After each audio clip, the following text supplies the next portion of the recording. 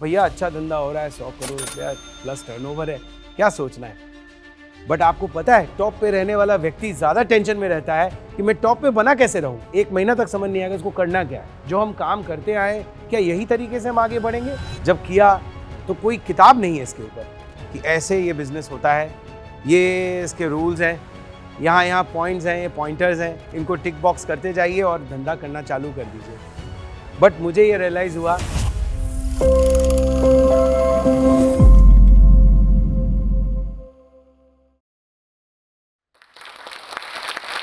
मैं आज जोश टॉक्स के माध्यम से मैं अश्वनी कुमार अपनी जर्नी के बारे में आप सबको बताने वाला हूं। वैसे तो हम लोग पूरे इंडिया में काम करते रहे हैं, लेकिन जो हमारी जर्नी रही है, जो हमारा खानदानी स्टोरी रहा है, जो विरासत रही है, वो दल सिंह सराय से शुरू होती है।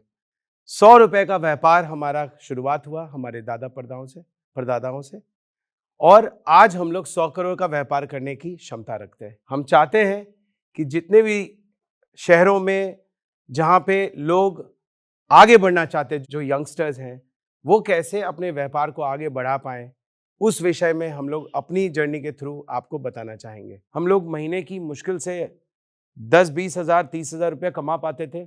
छोटा सा ज्वेलरी का जो धंधा होता है कि भाई सुबह से लेकर शाम तक 2-4 कस्टमर डील कर लिए, बहुत हुआ, ज़्यादा कमाई थी नहीं। तो मुझे इसलिए नौकरी ज़्यादा अच्छी लग रही थी, अच्छा लाइफस्टाइल लग रहा था और सोच रहा था उसी में ग्रो करूँ।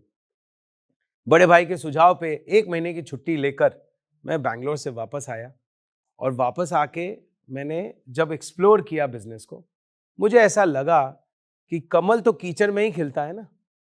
जहाँ पे मौका है, अपॉर्चुनिटी है, वहाँ पे अगर मेहनत करे तो क्या नहीं हो सकता है। क्या इस बिजनेस को नेक्स्ट लेवल पे या 10x करने की क्या ताकत मुझ में है? क्या मैं अपने आप को चैलेंज करके इस बिजनेस को आगे बढ़ा सकता हूँ?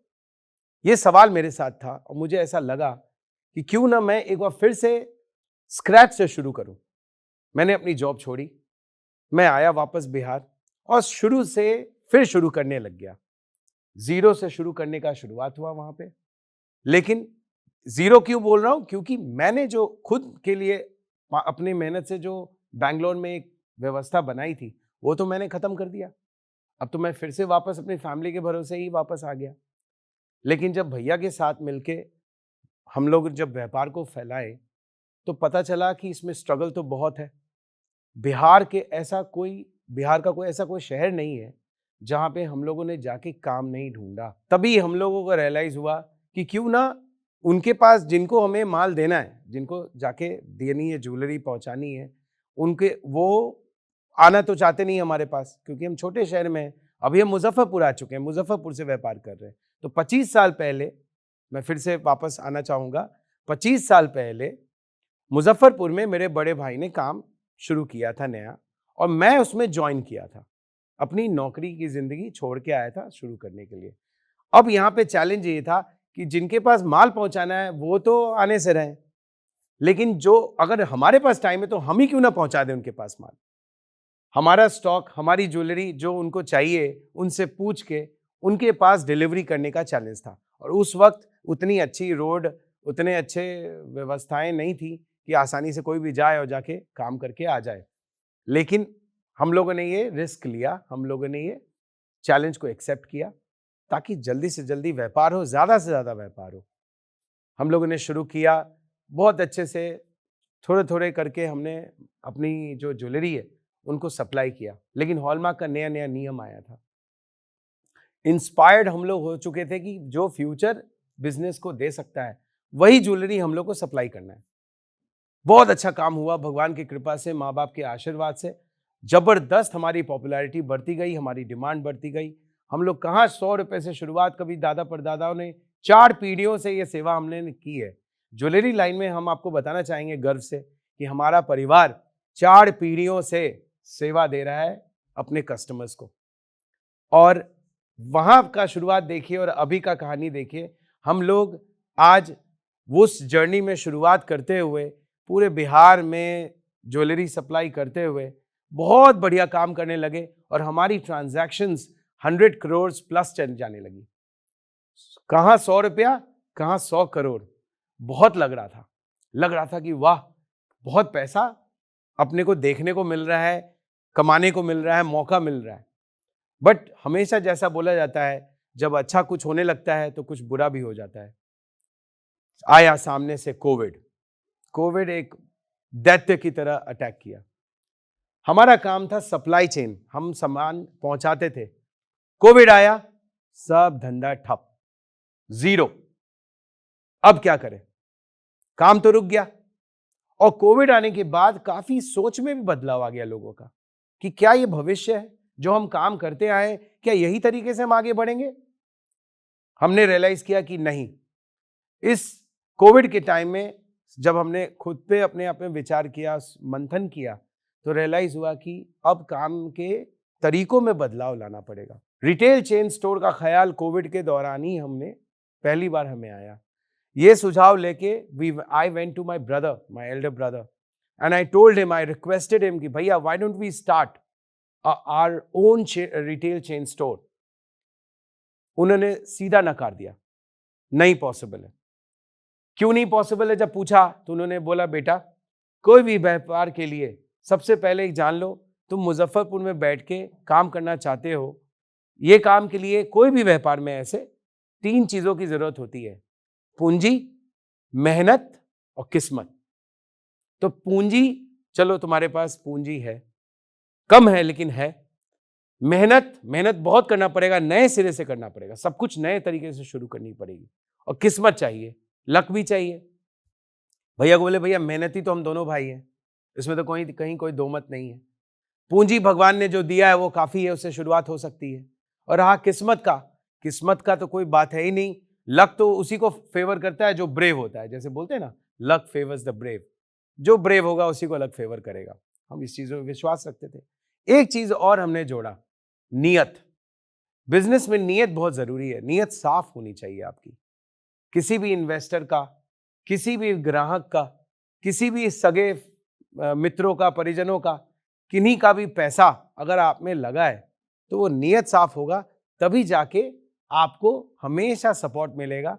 और आपकी नियत साफ होगी तो आपको वापस मिलता है प्यार, सबसे सपोर्ट मिलता है, प्यार मिलता है। और जब जब आप थोड़ा डगमगाएंगे तो आपका नियत देख के लोग आपको फिर से सपोर्ट करेंगे।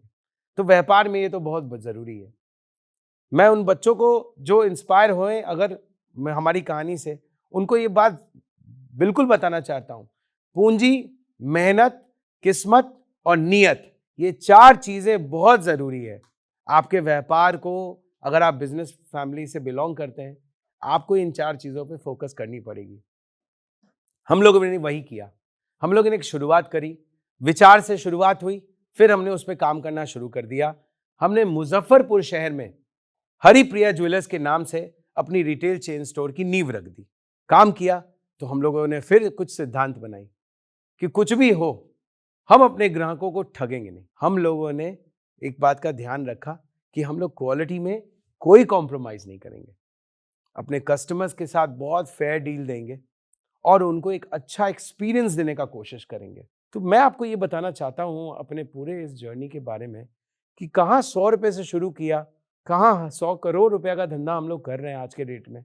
बट ये जो जर्नी होती है ना, ये बहुत चैलेंजेस से भरी हुई होती है। हम लोग हरिप्रिया में ये बात का ध्यान रखते हैं कि जो भी चैलेंजेस है उसको हेड ऑन फेस करेंगे, उसको सामने सामना लेंगे और उन चीजों पे वर्क करके आगे बढ़ेंगे।